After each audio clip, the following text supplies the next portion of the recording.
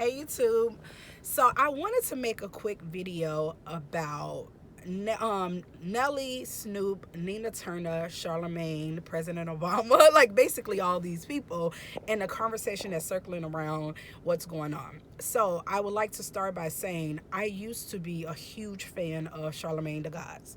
Huge fan.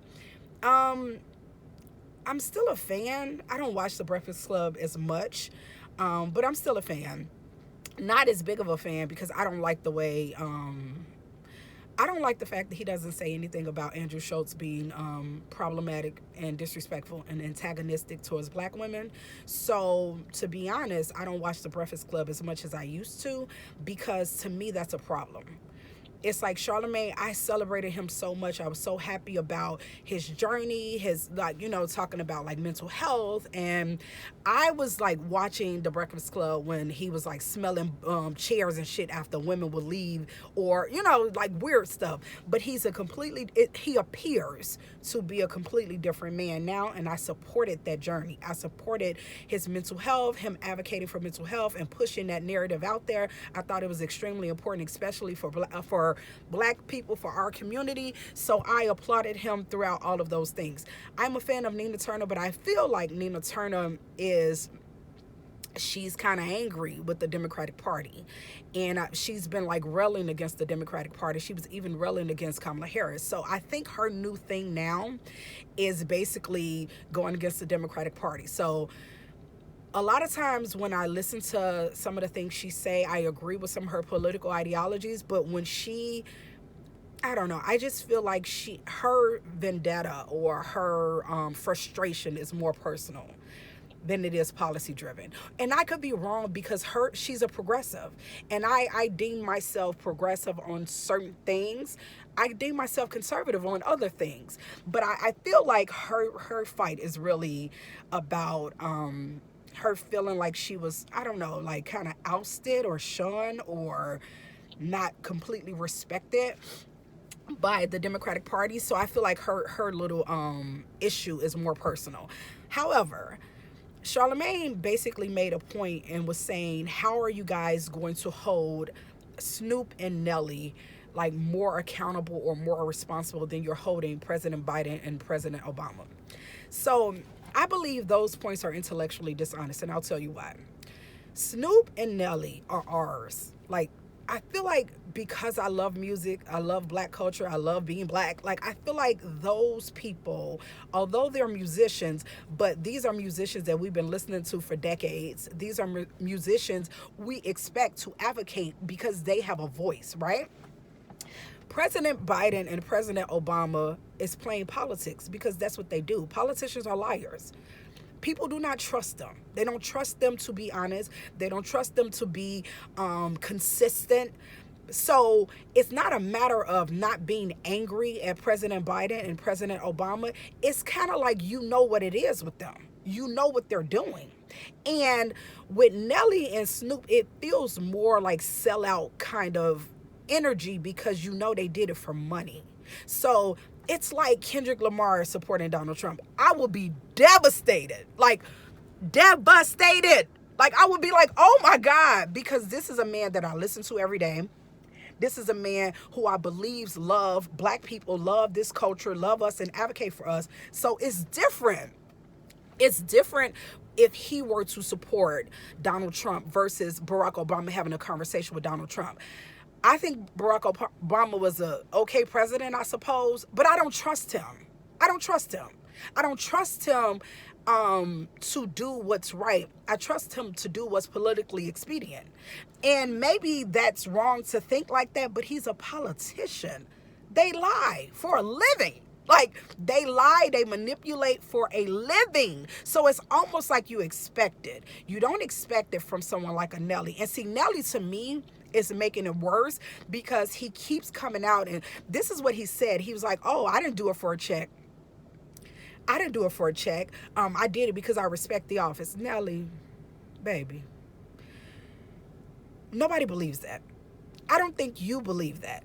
And if you did it for a check, you're a grown man, bruh. Look, I did what I did. It is what it is, and I'm standing on it. What you gonna do about it? Nothing. So it's like try to mislead and lie. That's the part that's aggravated me the most. I wish you'd just be quiet. Take your check, take your Las Vegas residency, take whatever it is. They said something about and I don't want to misquote it, so I'm not gonna say it. But apparently he got some other type of favor. Take all the favors that you got and go away, bruh. Because people already know what it is, and you're not convincing anybody of anything. You're not changing anybody's mind. So stop talking about it. And Snoop is on audio. So for him, it's just kind of like, yeah, Snoop. Like, it's just, no. So I wanted to hit a couple of points. Charlamagne said that President Biden and President Obama referred to Donald Trump as a fascist. Okay, they did. And apparently that's what they believed. But President Obama we already know President Obama he's going to, I'm not going to say behave appropriately like he's a kid, but that's the way he's going to be. What did you expect for him to come to blows at Jimmy Carter's funeral? What was he supposed to do? What was he supposed to do? He was supposed to be like, yeah, Trump, I can't stand your ass, and we may as well just duke it out right here.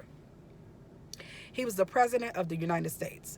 We already know that Obama is a statesman. We already know how he behaves and how he acts and how he navigates. So what he did was what I expected of him. What else was anybody expecting? It's so weird when people was like, I can't believe Obama was having a conversation with Donald Trump. First of all, these people run in the same circles. Gag. They're politicians, which means they're untrustworthy. Like, I don't trust one politician. Not one. I like Jasmine Crockett, but I don't know her. I don't trust her either. I trust her from the perspective, like, I believe she believes what she believes. But as far as trust her not to get behind closed doors and make, like, her job is literally to compromise and negotiate. And so that's what she's going to do. This whole argument that if you're mad at people are more mad at Nelly and Snoop than they are President Obama and President Biden. I think the argument is intellectually dishonest because it's a matter of who has your heart, who you feel connected to, who you feel is a part of your life. President Obama, yes, he was the president, but he was in a political position. They lie. Like, politicians lie. So people are not as emotionally connected. People don't trust him as much as they were emotionally connected to Nelly or Snoop. It's different. It's just different.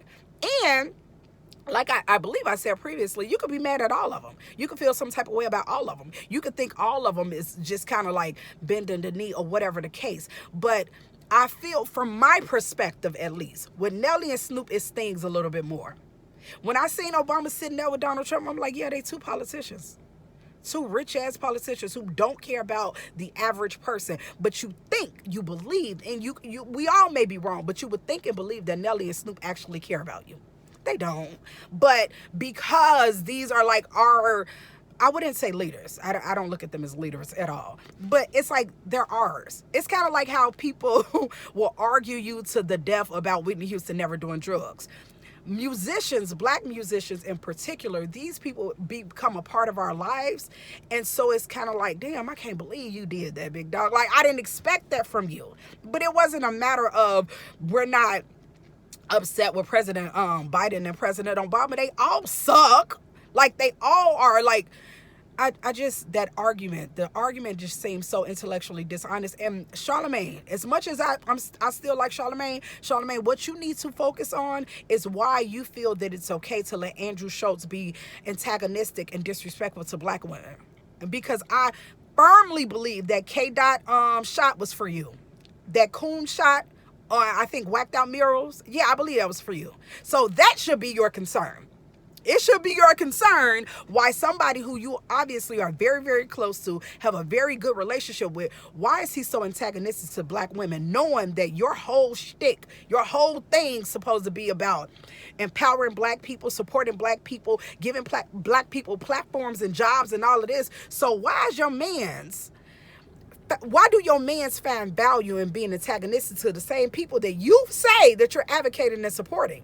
You talking about President Biden and President Obama. It's a lot of motherfuckers feel some type of way about you because what you let him do. You ain't talked about that, though.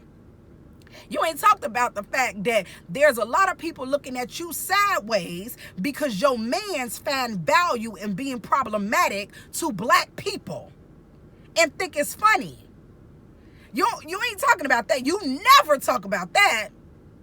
But you want to say basically people are I don't know, being disingenuous or whatever because they're mad at Nelly and Snoop, and you believe people are not mad at President Obama and Biden. I think people have a problem with all this shit, but I think it hit different with Snoop and Nelly.